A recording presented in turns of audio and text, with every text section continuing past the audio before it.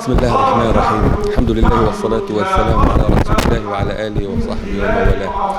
كل شكر لاتحاد العلماء الذي قدم لنا الدعوة للحضور إلى هذا الملتقى، وهذه هي المرة الثالثة التي أحضر فيها هذا الاجتماع العلمائي الكبير. وهذا اللقاء له دور كبير في توعية العلماء وفي رفع العناوين وتطبيقها التي يتحدث عنها في كل وقت وفي كل حين. فعندما يتحدث عن دور العلماء، وعندما يتحدث عن ظاهرة صلاح الدين الأيوبي، وعندما يتحدث عن الأسرة، فإنما يحاول من خلال ذلك أن يؤكد على ضرورة مواجهة كل جبهات التي تشن ضد أمتنا، فوحدة الأسرة في وجه الشذوذ، وصلاح الدين الأيوبي في زمن غياب القادة. وهذا مسؤوليتنا أن ندفع كل أولئك من أجل تربية أجيال كجيل صلاح الدين الأيوبي، من أجل تحرير الأقصى والقدس وفلسطين، وتربية العلماء من أجل أن يكونوا علماء هداية لا علماء ضلال. فالعلماء نوعان: هناك نوع من علماء الهداية الذي يدعو الناس إلى الوحدة والاعتصام بحبل الله، وهناك علماء غواية تقف في دائرة السلطان وفي ظل السلطان ويفتون له بشكل يبعد كل البعد عن الدوائر الإيمانية والدوائر الإسلامية التي تحدث عنها ربنا تبارك في علاه. في قضية إهانة القرآن الكريم وشتم رسول الله محمد صلى الله عليه وسلم في الغرب، يحاول مشروع الكفر العالمي دائما أن يشوه القرآن. لماذا؟ لأن القرآن هو نبع الهداية، وهو الذي يضع المسلمين في مواجهة مشاريع الكفر. فالقرآن الكريم هو الذي يحدد العدو، وهو الذي يحدد الصديق، وهو الذي يقول للمؤمنين يجب أن تتضامنوا. بريطانيا، أمريكا، فرنسا، أوروبا تقول فرق تسد، قل هذا تركي، هذا عربي، هذا فارسي، هذا كردي.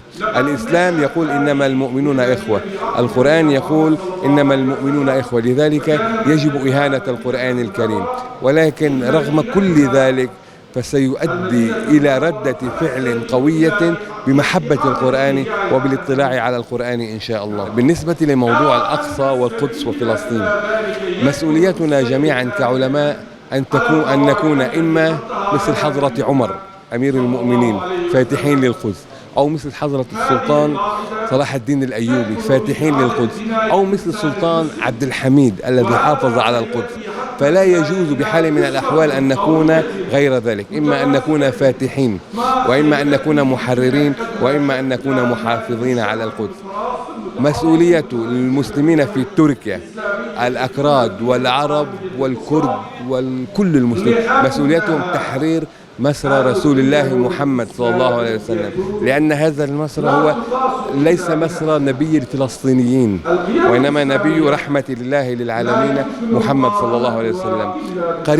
قريبا جدا سنلتقي إن شاء الله على ثرى فلسطين، ستزحف كل الأمة بكل أطيافها من عرب وفرس وترك وبلوش وطجيك وبشتون، لنلتقي عند المسرى لنحقق حلم صلاح الدين الأيوبي ونحقق وعد سورة الإسراء: فإذا جاء وعد الآخرة بعثنا عليكم عبادا لنا أولي بأس شديد فجاسوا خلال الديار وكان وعدا مفعولا.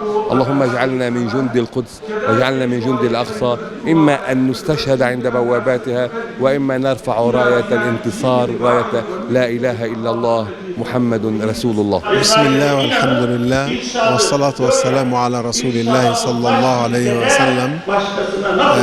هذا مؤتمر العلماء هو فرصة طيبة لتعارف العلماء بعضهم ببعض، ولتناقل الأفكار وتبني المناهج البناءة لتحقيق قول الله عز وجل: إن هذه أمتكم أمة واحدة وأنا ربكم فاعبدون. أما عن حياة الناس في هذا البلد الكريم المضياف، فإننا نقول أنه إذا سادت أخلاق الإنسانية وسادت أخلاق الإسلام فلا توجد أي مشكلة، لأن الله سبحانه وتعالى خلقنا فقال: يا أيها الناس إنا خلقناكم من ذكر وأنثى وجعلناكم شعوبا وقبائل لتعارفوا إن أكرمكم عند الله أتقاكم.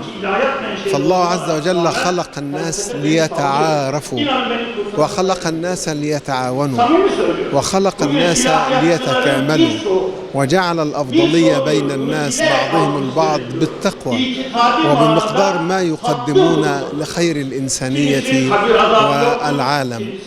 وإذا طبقنا أخلاق الإنسان كما أرادها الله عز وجل لا تكون هناك مشكلة، ولا يمكن أن تكون هناك عنصرية أو تكون هناك طائفية، فكلكم لآدم وآدم من تراب. ونحن في هذا البلد الكريم الذي نحبه ونقدره نقول إن العنصرية إذا بدأت بالأجانب فإنها تنتقل بعد ذلك إلى مكونات البلد وتحدث مشاكل ضخمة ومشاكل كثيرة. فنهيب بالعقلاء أن يتداركوا هذا الأمر وأن يعرفوا أن تركيا هي تركيا إذا كانت في محيطها العربي ومحيطها الإسلامي. وفقكم الله لكل خير وجزاكم الله خيرا.